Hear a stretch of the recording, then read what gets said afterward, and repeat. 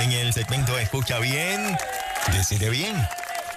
Hola, bendiciones. Qué bueno estar en contacto con toda esa gente linda que siempre está bien pendiente, mira, a Nueva Vida, a En Ruta y a tu segmento Escucha Bien, Decide Bien, que hacemos todos los lunes para que puedas tener una semana bien victoriosa, como es el anhelo del corazón de Dios. Muchachos, ustedes saben que generalmente cuando traemos los temas acá a Nueva Vida, son cosas que a nivel clínico estamos viendo en nuestros pacientes. O sea que lo que estamos reflejando aquí es lo que está en el film.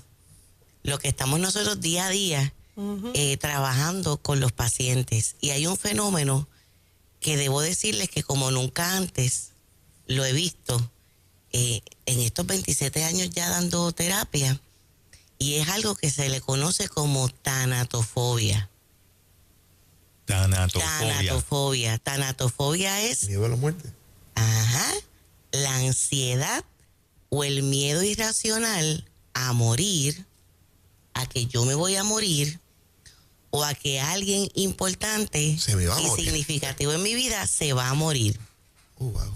Es irracional en el sentido de que no es que están los elementos, no hay un diagnóstico de una condición terminal, no es que la persona esté en un hospital, no es que una persona esté en una cama, no es que esté frente a una situación que le esté amenazando concretamente, pero ese pensamiento ahí, recurrente y circular de que se puede morir o de que alguien que es importante en su vida vaya a morir también. Miren, hay diferentes revistas de asociaciones de profesiones de conducta humana que han manifestado que a partir del año pasado es que se comenzaron a generar los efectos psicológicos de lo que fue la pandemia y el lockdown. Wow. Ajá. Porque no todos los traumas, sus manifestaciones más contundentes se dan de forma inmediata. Los traumas, los efectos, las secuelas, hasta síntomas, pueden manifestarse después de que se atraviesa el trauma. Y esto es un análisis que pues he hecho sobre esto que estamos viviendo, de que posiblemente como el mensaje de continuo en el tiempo de pandemia y de lockdown, porque a nivel psicológico se manifiesta esto como si fueran dos clasificaciones aparte. Ajá. O sea, una cosa fue la pandemia y otra cosa aparte a nivel psicológico fue el lockdown. Sí. ¿Verdad? Son unos estresores y unas situaciones que a nivel emocional se manejaron por separado. O sea, aunque estuvieron juntas, son clasificaciones aparte. ¿Qué queremos decir con esto? Que hubo unos desafíos psicológicos particulares de la pandemia a lo que fue el lockdown. Y el mensaje de continuo fue un mensaje sobre la muerte. Sí. Era el mensaje, o sea, ese era el temor a que tú ibas a morir o que iba a morir alguien a quien tú amas y que es significativo para ti. O ver las imágenes de la muerte, Lillo, me estoy transportando a ese momento. Entonces todos veíamos en la televisión que si en Italia, que si en España, que se están cayendo la gente, que no cabe la gente, y los están sacando por bolsa, y uno decía, o sea, la experiencia de tú pensar que te puede morir, si te da, te mueres, y estás viendo constantemente la muerte frente a tus ojos. O sea, eso fue realmente, ahora cuando uno piensa eso, en lo que tú bregas con eso, para mucha gente pudo haber sido una experiencia que lo reprimiste tal vez, pero luego empezar a enfrentarte a eso puede tomar tiempo en lo que explota, como nos estás contando. Sí, recuerdan que comenzaban en los noticieros a enseñar las fosas con los cadáveres, y eran muchos cadáveres. Sí. ¿Verdad? Que no sabemos al día de hoy si eso era cierto. Hablando, ¿verdad? Y transparentemente no sabemos al día de hoy si eso era verdad, si era 100% cierto, si era cierto en efecto. No sabemos, no estamos seguros en este momento, pero sí los efectos psicológicos que estamos viendo ahora mismo en cuanto a eso. Si la persona tiene el pensamiento recurrente por 6 meses o más, apunta a que hay algo ahí a nivel clínico que hay que trabajar. Le puede afectar inclusive en las decisiones de su diario vivir. porque de continuo puede estar en una actitud defensiva de no exponerse a situaciones donde podría estar en riesgo. Pero imagínense, riesgo estamos desde que nos montamos en el vehículo. Cualquier cosa que hacemos en la vida podría tener un efecto. O sea, entonces, como estas personas se extrapolan en el pensamiento negativo de lo que podría suceder, o que no le permiten a sus hijos o a otros familiares desarrollarse en actividades porque tienen la preocupación de que en ese lugar o en esa actividad la persona puede morir. Suele ser resultado de un desorden de estrés postraumático. Lo que es pandemia y lockdown es algo que podemos mencionar a nivel general, o sea, colectivo, pero también pueden haber unos elementos de experiencias a nivel particular de cada persona. Como, en efecto, haber pasado por una experiencia cercana a la muerte. ¿Verdad? Sí. O que alguien que ellos aman también pudo haber estado bien cercano a la muerte. Y miren, todo lo que son los temores generan paralización.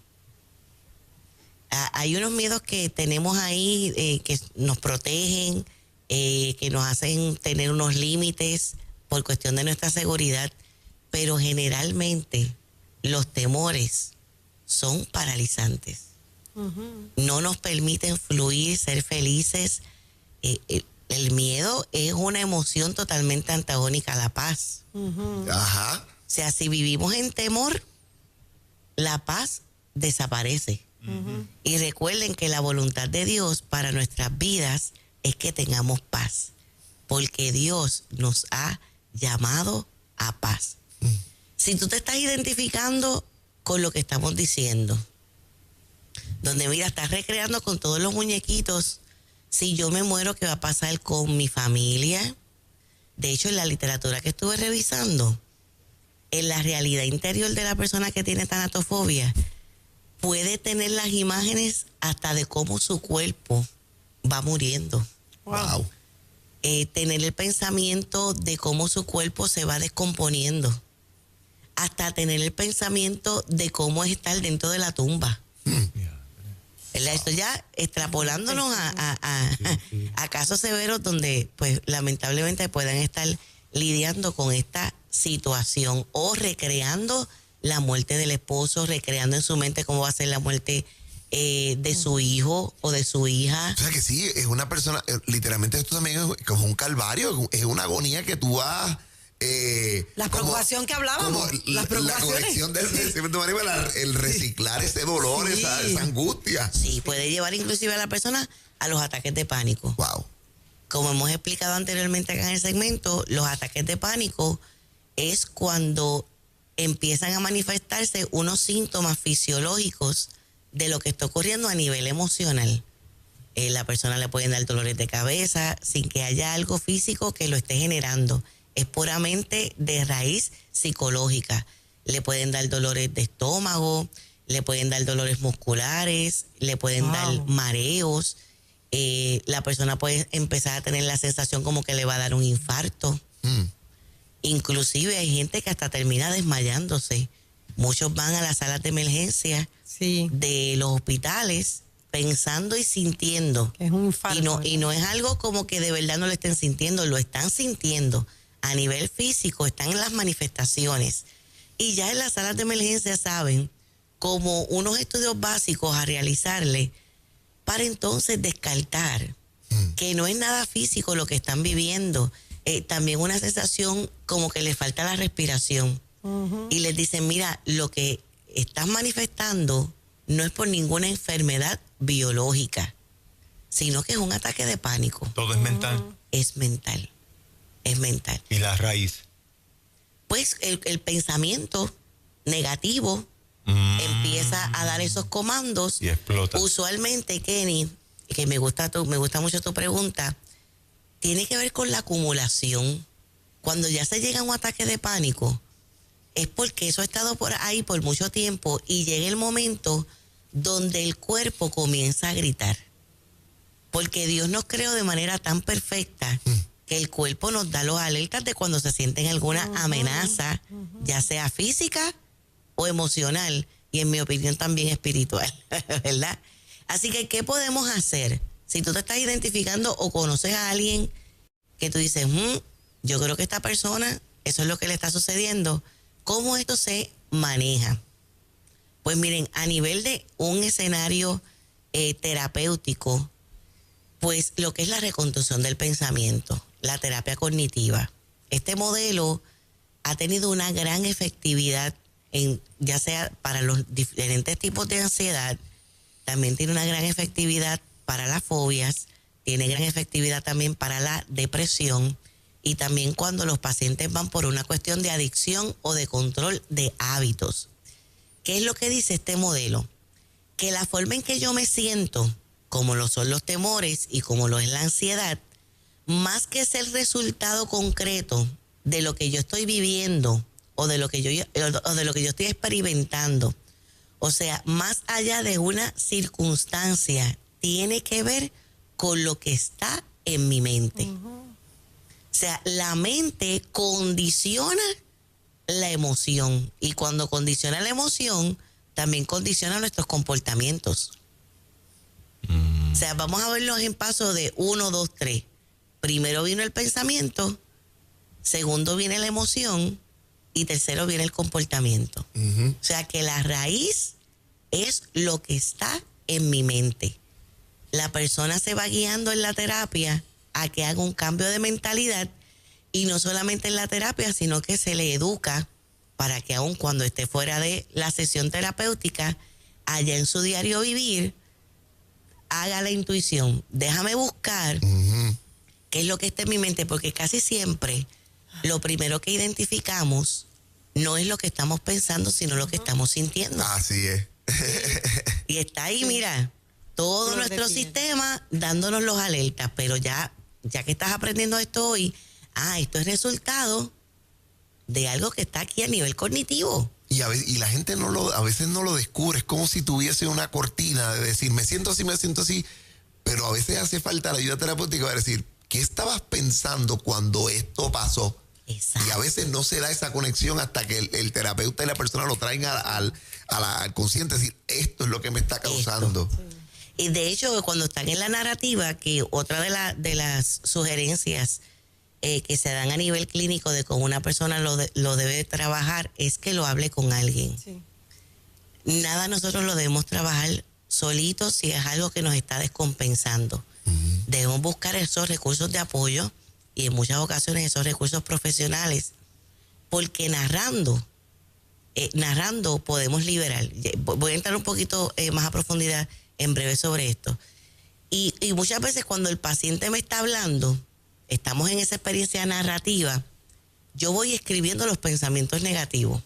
Está la persona hablando, y yo estoy, bolígrafo y papel, escribiendo cada una de las distorsiones. Porque suelen ser pensamientos negativos y pensamientos distorsionados. ¿A qué nos referimos con pensamientos distorsionados? Que no corresponden a lo que es la realidad. Porque estás pensando que te vas a morir cuando no tienes ninguna condición catastrófica. Exacto. Ni en estos momentos estás en ninguna situación de riesgo real de que te estás muriendo, ¿verdad? Pero la persona está ahí hablando todas esas distorsiones y yo las voy escribiendo y después lo que hacemos es, cuando estamos ya para terminar la sesión, es hacer punto por punto en cada pensamiento la transformación del pensamiento. O sea, hay que retar esa narrativa, esa idea, ese pensamiento. Es bien común, por ejemplo, en esas distorsiones y en esos pensamientos negativos, escuchar los absolutos, como los nunca, siempre. Doctores, que como a mí siempre me pasan cosas malas. Siempre. ¿Verdad? A mí nunca me pasan cosas malas. Es que como yo nunca me puedo librar de que me pasen cosas negativas. Y los absolutos no son reales. Porque la vida no es absoluta. Y en este tipo de ansiedad, en este tipo de temores, en las fobias, son bien comunes escuchar los absolutos. Así que hacemos la transformación y en esa terapia narrativa, que también es bien recomendable, donde tú te sientes a hablar de lo que estás sintiendo. Miren, me ha pasado muchísimas veces que el paciente se sienta encontrándose de frente lo que es primero la ley IPA, trayéndole, mira, todo lo que tú hables aquí es confidencial, va a quedar entre nosotros, hay ciertos límites que se le explican, pero todo lo que hables aquí es un secreto. Las personas empiezan, muchachos, a hablar. Y aún a veces en el contenido de lo que me están diciendo, se me ocurre como que algo para clarificar, porque mientras el paciente me está hablando, yo estoy haciendo el bosquejo de un plan. Claro. ¿Verdad? Pero la persona, aun cuando le hago la pregunta, me sigue hablando encima y me sigue hablando. Se suelta la sopa. De hecho, particularmente me ocurre con ministros porque no tienen con quién hablar, ¿verdad? Personas que tal vez en algún momento dijeron cómo se sentían y lo que le pasó fue que le juzgaron. Así que hay momentos donde yo sé que la persona llega a la oficina porque lo que necesita es hablar. Lo más curioso es que en muchas de estas ocasiones, cuando termina la terapia, me dicen, ay, doctora, que mucho tú me ayudaste. Y yo no hablé. Yo dije, le prestaste los oídos. Yo digo que esas son las mejores terapias que yo doy. Qué consejo tan sabio. ¿Sabes por qué? Porque cada uno de nosotros tiene las respuestas en su interior. Nosotros vemos a nuestro amado Señor Jesucristo, el terapeuta de terapeutas, utilizar esta técnica con las personas con las que intervenía. Le hacía preguntas a la gente. Una bien frecuente que le hacía, ¿qué tú quieres que yo haga? Porque las respuestas están dentro de nosotros. Ahora, en esta experiencia de nosotros comunicarnos y manifestar lo que estamos sintiendo, lo que son nuestras preocupaciones, lo que son nuestros temores, lo que está en nuestra mente recreando de forma catastrófica, vas a ver que mientras lo hables, te darás cuenta, mira, de que es algo que no es real y que no vale la pena. Oye bien, no vale la pena sufrir por eso. Vive el día a día, el solo por hoy. Saben que en nuestra oficina también hay como que unas frases que se repiten por semanas. Yo sé que ustedes también, ¿verdad? Como predicadores que dan conferencias también, uno como que ve como que hay unas temporadas donde hay como que un mismo mensaje. Cierto. De parte del Señor. Pues miren, les cuento que en nuestra oficina la semana pasada era como de forma bien recurrente, casi de paciente por paciente, que el mensaje era, y hoy lo decimos directamente a tu corazón para que esto quede arraigado en tu alma hoy: vive un día a la vez. Lo que es el solo por hoy. Vivir cada 24 horas. ¿Para qué yo me voy a poner a recrear lo que va a pasar cuando yo vaya a morir? No. Miren, uno debe tener unos preparativos básicos. Claro. Pero entrar en una compulsión sobre eso, o una obsesividad sobre eso, no. Porque créeme que la mayoría de esas cosas los van a resolver los vivos. Así es. Así es. Los vivos. No sufras el layaway. Este concepto que me enseñó un buen amigo consejero, que cuando me pregunta una vez almorzando, Liz, ¿verdad que la gente sufre mucho el layaway? Sí, es cierto. Pensar en la muerte es sufrir el layaway. Cada día trae su propio afán. Vive el día de hoy, ahora vívelo a plenitud, vívelo feliz y vívelo en paz. Eso es. Wow, este segmento ha estado bien poderoso, Moraima, porque tenemos tantos amigos y personas, Liz. A veces yo he visto personas con unos ataques de pánico bien severos y el espacio de cómo estos pensamientos se manifiestan, nos enferman, nos quitan la alegría, no nos permiten ver con esperanza. Qué bueno que quizás hoy le has podido quitar esa nube de la vista. Amén. A personas para que puedan vivir mejor y vivir con esperanza. Amén. Alimentar, como bien estás diciendo, alimentar los pensamientos, se te va la vida, te quita la felicidad, te drena, te enferma el cuerpo. Sí. Y esto, qué bueno que se pueda decir esa frase hoy una y otra vez, un día a la vez. Así es. Un día a la vez. Tal cual el hombre pensare, dice el libro de Proverbios. Así es. Así será, ¿verdad? Lo que estás pensando. Recuerda que en ti está la autoridad y en ti está el poder de hacer ese control. En ti está la misma autoridad que tuvo Josué cuando detuvo un día en el nombre de Dios, que separó el sol, separó la luna. Esa misma autoridad hazla sobre tu mente para que vivas sin temor. Y miren, de hecho, uno de los temas que trabajamos en la obra teatral, la frase no temas se dice 3 veces en el guión. No temas, no temas, no temas, está dentro del guión de la obra teatral Escenario para ser feliz.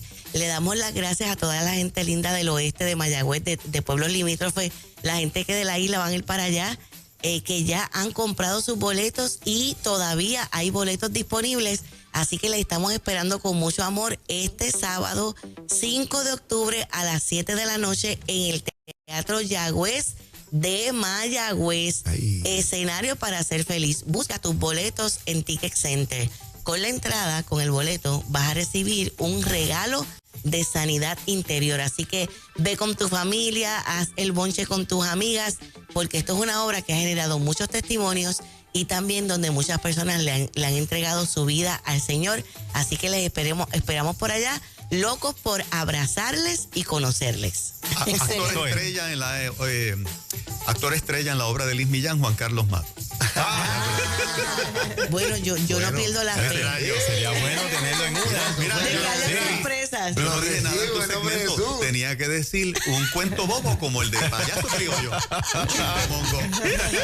Yo no pierdo la fe de que Juan de momento aparezca, que esto y haga cosas. No pierdo la fe. No la pierdas. Muchas bendiciones. Igual. Gracias. Son las 7:50 minutitos en la mañana.